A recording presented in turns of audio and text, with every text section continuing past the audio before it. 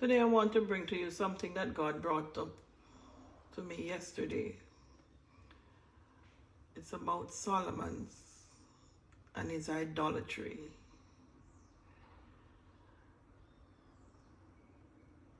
First Kings 11. Talk about King Solomon's idolatry and his many wives and concubines. Reading from verse 1.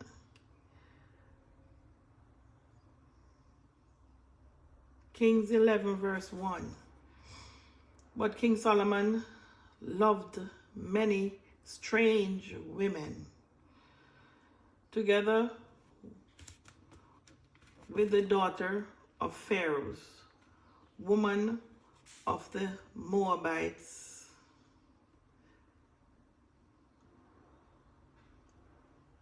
Ammonites, Edomites, Zidonians, and Hittites.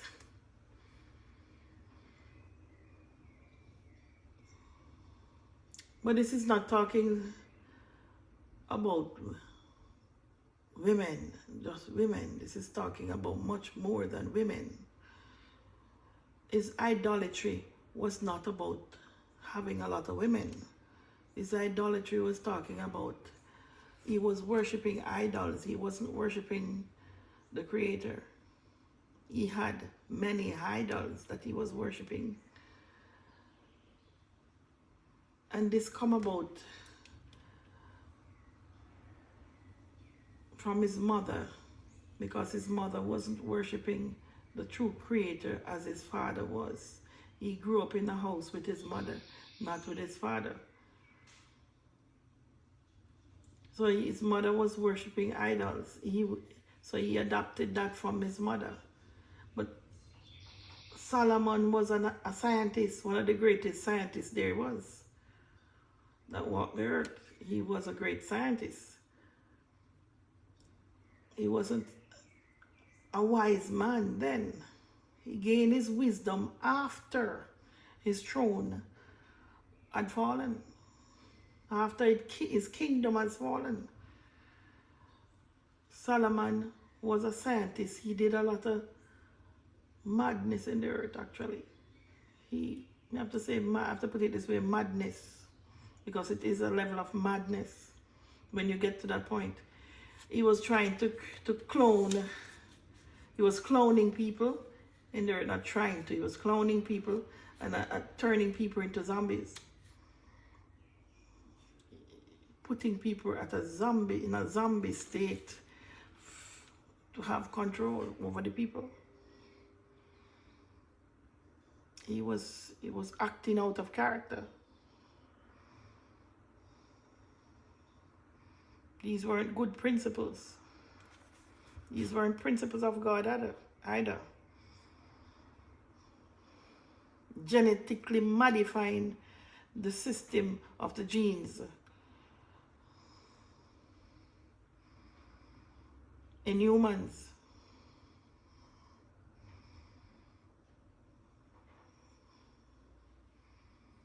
Creating a kind of people to act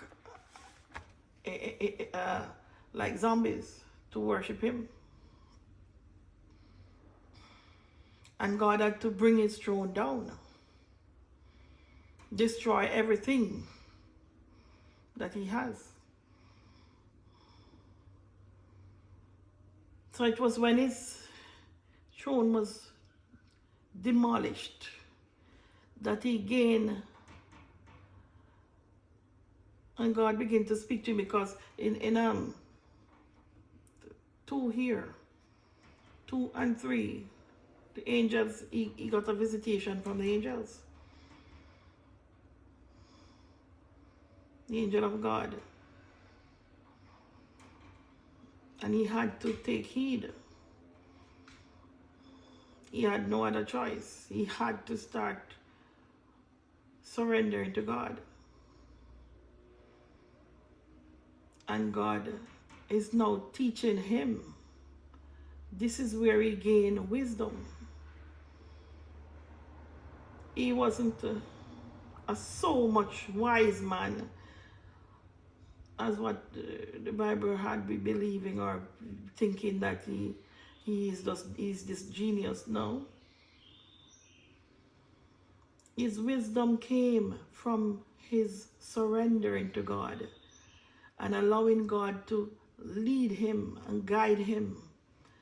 And he now know, based on the experiences what he had in the king while he was walking in the devil kingdom, and now he's walking in the God kingdom, learning God's ways and God's precepts. Now it's showing him that all these things that he had accumulated, the riches and the wealth and all these things that he was running after by taking on all these gods, the different gods that he was worshiping, he's now seeing that all of that was nothing comparing to the knowledge he is gaining now while sitting in God's kingdom. It's sitting in the Creator's kingdom, the kingdom of our oneness. And now, having learned, he's now writing, telling people of his experience and what it's like. So Solomon didn't gain the kingdom because he was entitled to it. He gained the kingdom because he was chosen for it. He was chosen for this. But the fact that he was chosen for it doesn't mean that he was with it, honoring it either. He took it for granted. So he was following after other gods because he didn't want to acknowledge his father's kingdom. Even though he had inherited it and he was sitting on the throne, he was still doing a lot of things. He wasn't working with, of God. And he wasn't doing anything of God. He was more so into his idols. But he was one of the biggest and greatest scientists there was.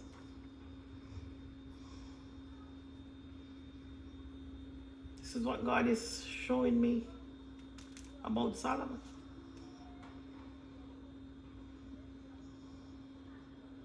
And what it takes to surrender.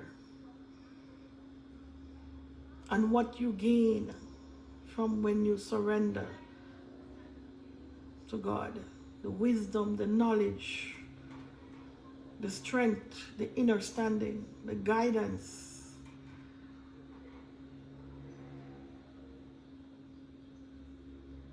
It's refreshing.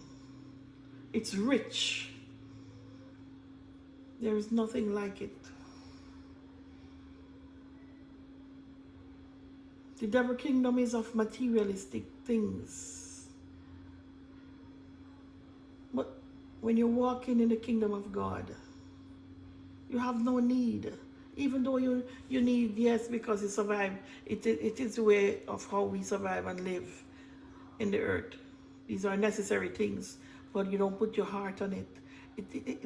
You get more enrichment when you surrender to the kingdom of God. So when they boast about Solomon was wise. No. Solomon wasn't wise. Solomon was foolish. And he was wise. And this is why he's writing here, telling his experience. It's not because he's wise, he's a wise man. No, or being the wisest man, no. He was telling of his experience after he fall from the fall from his kingdom and onto rising in grace in the kingdom of our Creator.